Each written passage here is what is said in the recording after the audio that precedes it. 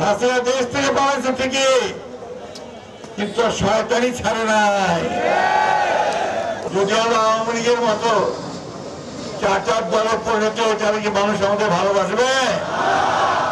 বিদেশে জিয়াউর রহমানকে Iraq Iran যুদ্ধ রাখছিল, সে যুদ্ধের মধ্যস্থতা করতে তাকে পাঠানো হয়েছিল জাতিসংঘ।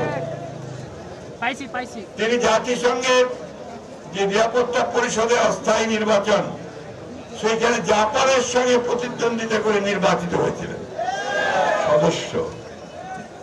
তাকে বাংলাদেশের বাইরে নেতারা সবাই সেলিউট করত। একটা গরিব দেশ থেকে এত সৎ, এত যোগ্য একজন নেতা উঠে আসতে তারা আর আগে কখনো দেখেনি। বন্ধুগণ, তারই উত্তরসূরি আমরা সেই বিএনপি করি। সেই বিএনপি করে যদি আমরা আওয়ামী লীগের মতো চার দলে পরিণত হয়ে তাহলে কি মানুষ আমাদের ভালোবাসবে? এটা মাথায় রাখবেন সবাই।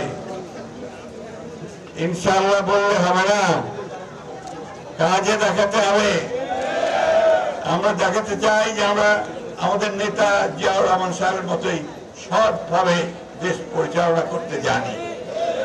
আমাদের দেখাতে হবে যে আমাদের নেত্রী, তিনি 6 বছর জেল কেটেছেন, তার প্রতি নির্মম অত্যাচার নির্যাতন করা হয়েছে, কখনো মাথা নিচু করেন নাই। আপনারাও খুব কষ্ট করেছেন। 60 লক্ষ মানুষের বিরুদ্ধে মিথ্যা মামলা, 20,000 লোককে হত্যা করা হয়েছে, 1700 মানুষকে গুম করা হয়েছে। আপনাদের অনেককে বাড়ি থেকে তুলে নিয়ে যাওয়া হয়েছে। আপনাদের অনেক বাড়ি ঘরে আপনারা থাকতে পারতেন না, পাড়া বদল করে থাকতেন, তাই না? সেখান থেকে আল্লাহর অশেষ রহমতে ছাত্রদের এবং আপনাদের একটা অসাধারণ একটা বিপ্লবের মধ্য দিয়ে আমরা মুক্ত হয়েছি হাসিনার হাত থেকে। হাসিনা দেশ থেকে পালাইছে ঠিকই, কিন্তু শয়তানি ছাড়ে নাই। ওই ভারতে গিয়ে আবার শয়তানি শুরু করছে, তাই না?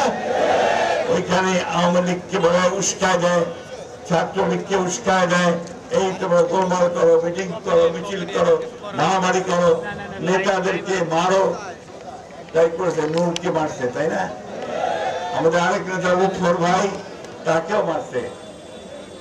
আপনারা সাবধান থাকবেন, যদি আপনাদের কারো উপর কোনো হাত পড়ে, ওই আওয়ামী লীগের সেই হাত আপনার, সেই হাত একদম।